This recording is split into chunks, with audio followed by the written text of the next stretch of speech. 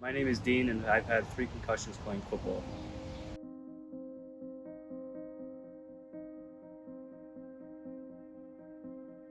My first concussion was in 9th grade, and it happened when I was playing flag football. My second concussion happened in 2019 in 11th grade playing football during the homecoming game for my team. I was a right guard playing on the offensive line, and it was a tough game. It was a tough game to play. We were versing a very intense team, and I wasn't lined up with anyone in front of me, and the only person I was lined up with was a linebacker who was 5 yards back. So in 11th grade, I weighed only 145 pounds, and he was well over 200. And play after play constantly kept blitzing and driving me back, and the only way I could stop him was using my helmet and the body weight that I had. After the game, I was in the locker room 45 minutes past when all my teammates left, with my head throbbing, my eyes hurting, and just very disoriented. Nobody asked me during the second concussion if I was okay.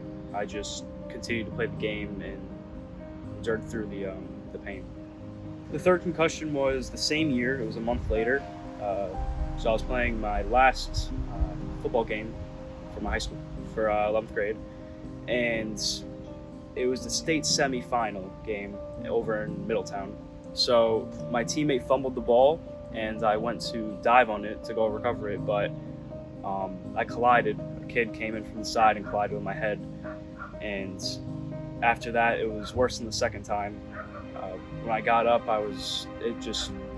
everything was quiet. I felt so disoriented, even worse than the second time. And that's when the ref came up to me and asked me if I was okay. When the ref comes up to you, it starts to get a little real and scary because he can take you out of the game if something ever happens. So I just told him, yeah, everything's fine, and shook it off. In hindsight, I shouldn't have done that because the long-term effects outweigh any sort of sport or season. Short-term effects of my concussions were disorientation, headaches, and a loss of memory. The long-term effects of my concussion have been trouble retaining any sort of short-term information, trying to piece together words in a sentence, and analyzing any sort of document. I'll have to reread it more than once because I forget the information. I don't think I've recovered 100% yet because I still notice those long-term effects right now. I notice as each month goes by, it starts to get a little bit better, but ever since a year and a half ago when I got my third concussion, it hasn't been the same. I guess playing on a football team with all the guys, all your friends, the coaches too, you have a need to prove who you are and how tough you are. So that's one aspect of it, just showing everyone who you are. Another aspect of it is the love of the game, because when you play on the team with all your friends, you develop a family bond, and you don't want to miss any moment with them, because getting taken off the field for even a play, you'll dread it for the rest of your life. So male athletes, when they're playing any sport, whether it be football or soccer, they have a need to stay on the field just to avoid any sort of social stigma from their friends saying that they're weak or they're just not the best person for a certain position. And another aspect is just not wanting to miss any time in the field with your friends. Because, thinking back now, after everything that happened, I really wish that I'd taken more precaution during the season. But I think just being in the season and having all that surrounding you, just your friends and the coaches, it doesn't matter what happens. You can break a bone and you'll still want to stay in regardless, because you don't care about the long-term effects because you're living in that moment. So anything besides that is irrelevant. I think that the coaches and also your teammates, they need to be a little less harsh on the students. Because in an official aspect, they'll tell you about concussions, they'll tell you to come out, but usually on the side, it'll be a little bit more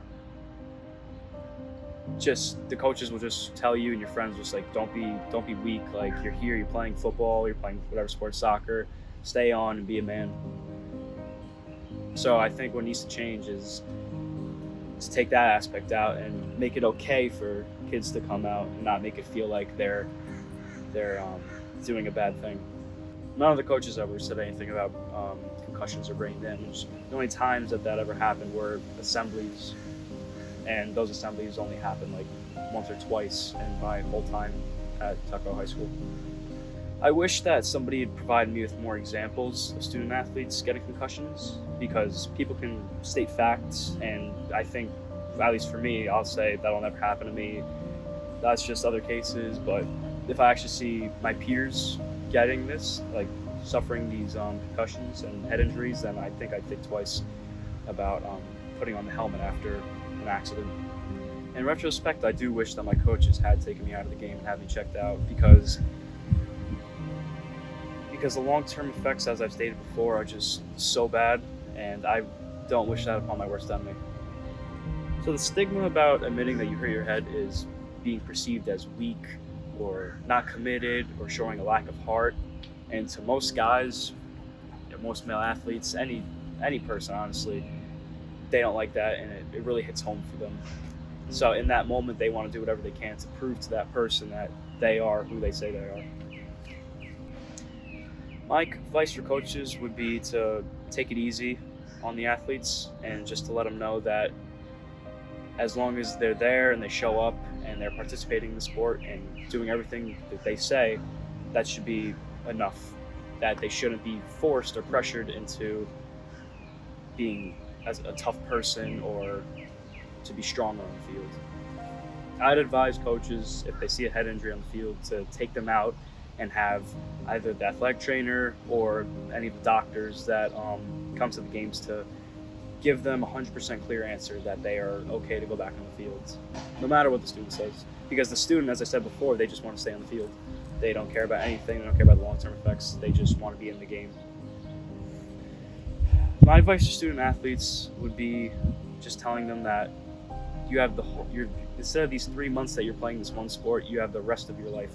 And you may not know what you want to do, but you might find a profession and you might be really passionate about it. But these long-term effects of concussions and these head injuries will make it so much harder for you to succeed. And it's better just to sit out for that 40 minutes or that one game instead of suffering these conditions for the rest of your life. When in doubt, sit it out. No sport is worth ruining your brain. If you think you have a concussion, tell your coach, tell your parents, and get tested.